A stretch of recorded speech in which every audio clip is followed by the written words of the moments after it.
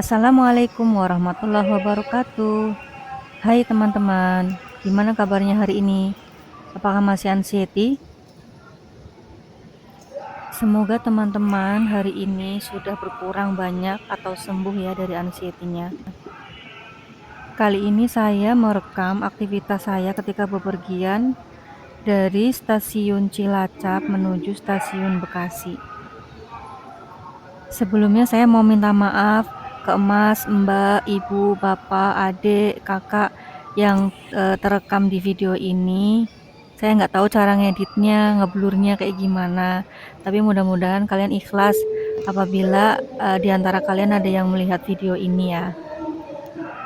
Karena video ini cuma berisi tentang vlog atau pengalaman saya sebagai seorang penyintas anxiety disorder, gimana susahnya untuk keluar rumah di keramaian, apalagi ke fasilitas umum kayak gini. Sebelum melakukan perjalanan, sebenarnya saya itu sudah banyak pikiran ya, takut, karena ini pengalaman keberapa kali saya untuk pergi agak jauh.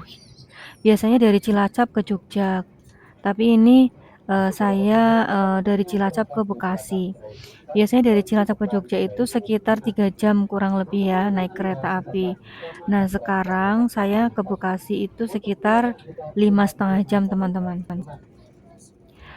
Kalau kita bepergian dalam kondisi sadar, badannya tuh kuat, tidak ada meriang, itu pikiran itu ikut lebih tenang ya. Tapi beda kalau sebelumnya di rumah itu udah lemes, udah nggak enak badan, itu kalau pergi-pergi itu makin nggak karuan. Jadi pokok utama kuncinya adalah kita itu cukup tidur, badan kita itu kuat, jadi mentalnya itu agak mendingan gitulah teman-teman. Nah, kemarin itu sebelum bepergian, salahnya saya itu teman-teman, saya itu makan kerang agak banyak. Nah, saya itu karena merasa enak makan kerang, jadi makannya tuh banyak sekali teman-teman. Ternyata malamnya itu saya sakit kepala, kayaknya tuh keracunan gitu loh teman-teman. Jadi pas paginya mau berangkat ke Bekasi, badan saya tuh ada kayak mual-mual meriang gitu loh teman-teman. Jadi pencernaannya kayak kurang sehat karena habis makan kerang itu. Karena kurang sehat itu jadi terbawa ya. Orang anxiety itu kalau badannya enak itu nggak begitu ini ya. Tapi kalau ada yang dirasa sedikit aja itu udah pikirannya kemana-mana teman-teman. Harusnya kita mikirnya itu perlahan gitu ya, barangkali cuma keracunan, nanti bisa sembuh. Apalagi saya udah usaha untuk minum air kelapa udah, dan tidak ada diare sebenarnya, cuman ya itu pencernaannya itu kayak terganggu gitu loh teman-teman. Jadi dulu pernah sebenarnya pas makan kerang, tapi kerang beda jenis ya. Itu saya sampai muntah-muntah mencret. Nah, itu tuh bener-bener kayak langsung drastis loh kata apa ketika makan itu langsung keracunan. Tapi kalau ini sebenarnya cuma pusing aja teman-teman, kayaknya karena kebanyakan. Nah, tapi paginya itu nggak enak sesampainya di Bekasi. Itu badan saya kayak meriang-meriang nggak enak gitu loh teman-teman.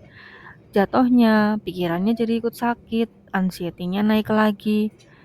Di sana itu saya hampir kena panic attack lagi teman-teman, karena badannya itu udah lemes banget. Tapi tetap aja ya teman-teman, itu dijadikan pengalaman ya. Barangkali teman-teman ada yang kambuh kalau makan kerang. Boleh makan kerang, tapi jangan langsung banyak kayak saya. Kalau saya itu kalau udah seneng makanan itu biasanya langsung banyak makannya. Nah, itu salah ya teman-teman. Orang kayak kita itu perlu menjaga makanan, porsinya juga harus dijaga, jangan terlalu banyak. Nah, itu sekilas tentang curhat colongan dari saya ya teman-teman ketika kumat kemarin. Tapi alhamdulillah sebenarnya selama perjalanan naik kereta ini Kemarin itu saya tidak ada kambuh anxiety sama sekali. Jadi saya menikmati perjalanan hanya kalau udah sampai di Bekasi itu teman-teman. Jadi kayak kerasa semua. Nah, ketika badan di transportasi umum kayak gini nih, kayak teralihkan mungkin ya.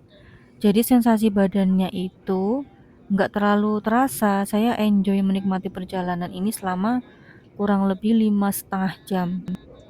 Memang dulu ketika awal saya kena anxiety itu, temen saya ada yang bilang kayak gini, kalau kita mulai merasa pikirannya itu negatif, mulai merasa detik-detik masuk ke lubang kecemasan, itu sebelum kita menginjak 5 detik berpikir udah harus keluar dari zona itu, teman-teman.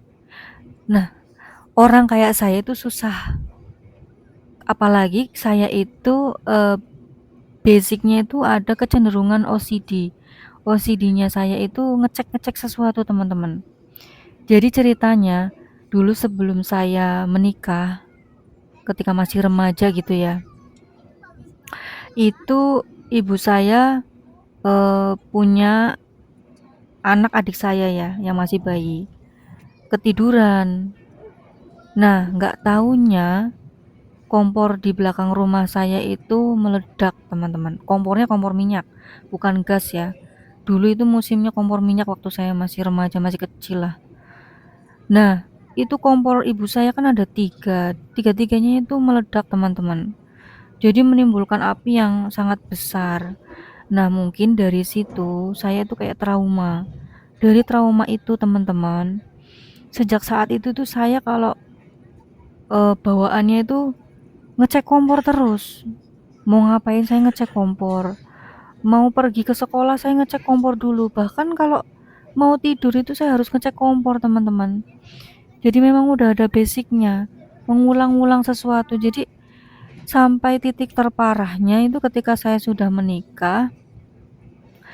Ketika mau tidur kalau belum ngecek kompor itu saya resah. Harus minimal misalkan 3 sampai 7 kali lah ngecek kompor itu. Ketika ngecek itu kayak perasaannya nggak apa ya, ini saya nyata nggak sih ngecek kompor udah mati apa belum. Takutnya itu perasaannya saya udah ngecek ternyata belum gitu loh, teman-teman. Itu berulang-ulang terbesit di pikiran saya. Nah, ketika kena anxiety ini itu jadinya membentuk pola yang sama, teman-teman. Ketika udah trauma pernah kena panic attack, itu jadi kayak keulang-ulang terus di otak saya. Jadi ketakutan itu mau keluar dari zona apa ya? Itu kan harus 5 detik keluar ya. Kalau kita mulai berpikiran negatif. Itu saya nggak bisa, teman-teman. Susah sekali rasanya. Kayak harus mengulang-ulang terus itu loh.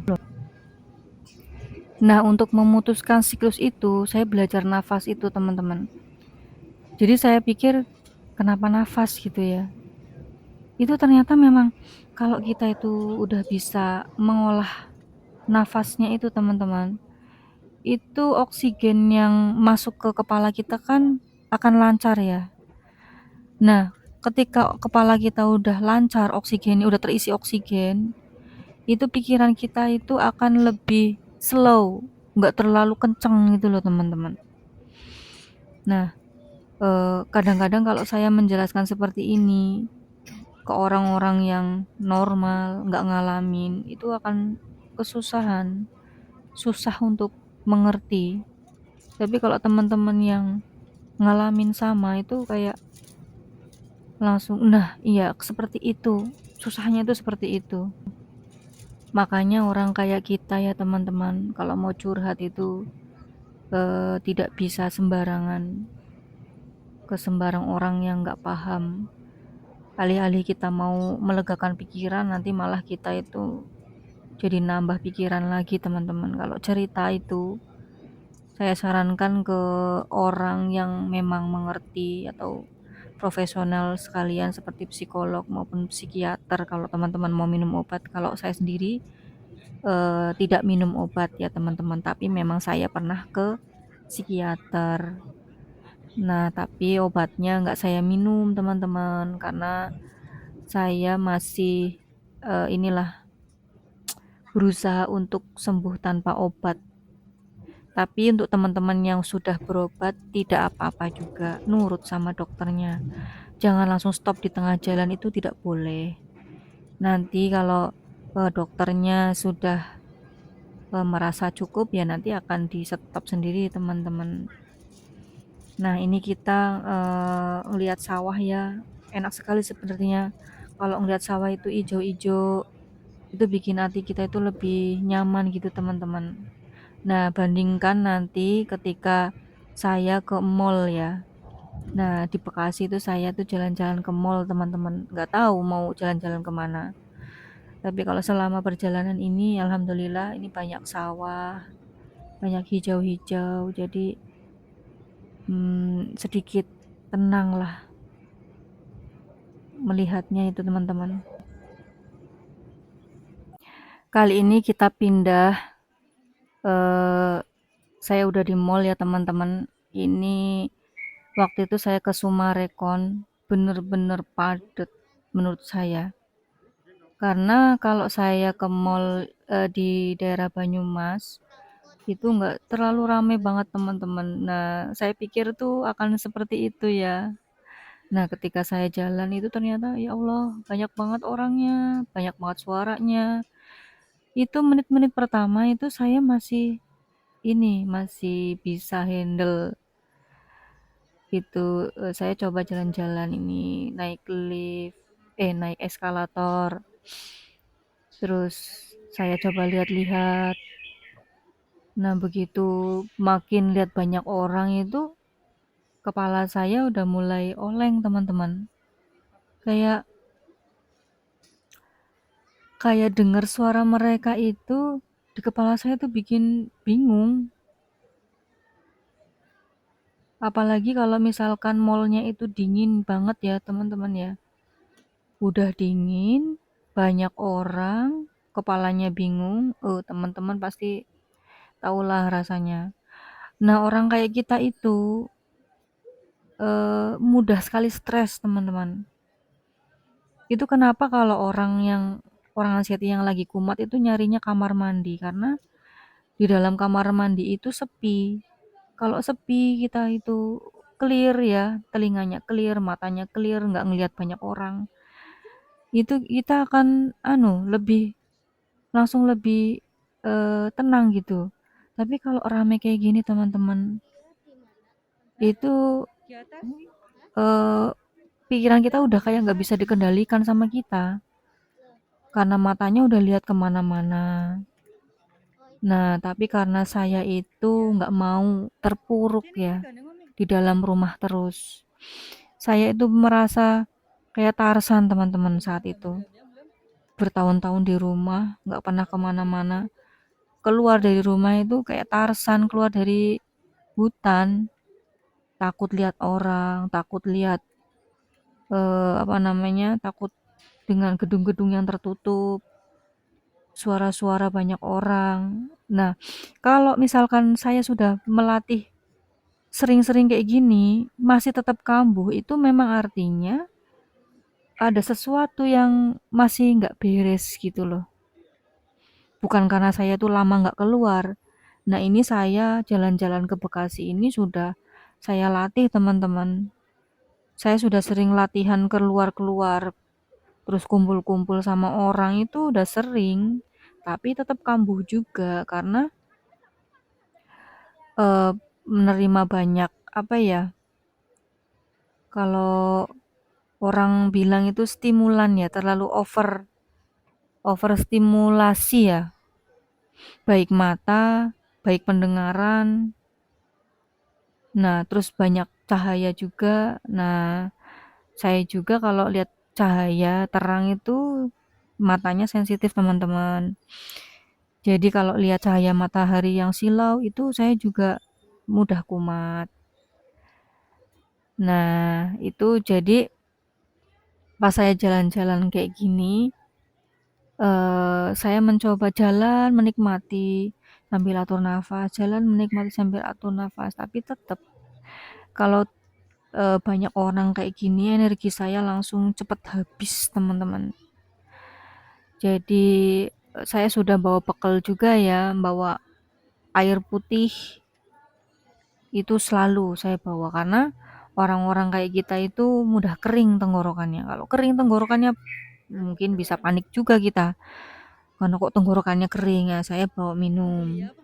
Saya juga bawa cemilan ya, teman-teman. Karena kalau energinya sudah habis, saya itu makan. Apapun yang saya bawa itu saya makan. Biar energinya itu nggak low. Karena kalau ketemu orang banyak kayak gini, apalagi kalau kita ngobrol sama orang ya. Saya nggak ngobrol aja itu energinya udah habis karena terlalu lihat banyak orang, teman-teman. Nah, apalagi kalau kita bawa ngobrol sama orang itu energinya akan cepet habis.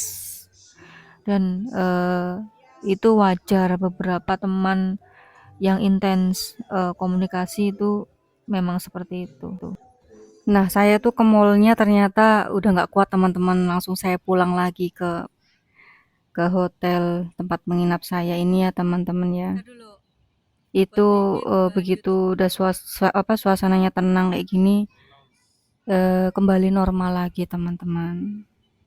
Tadi di mall itu mata berat, mata ngantuk, kebingungan, udah kayak mau pingsan ya, masih ada.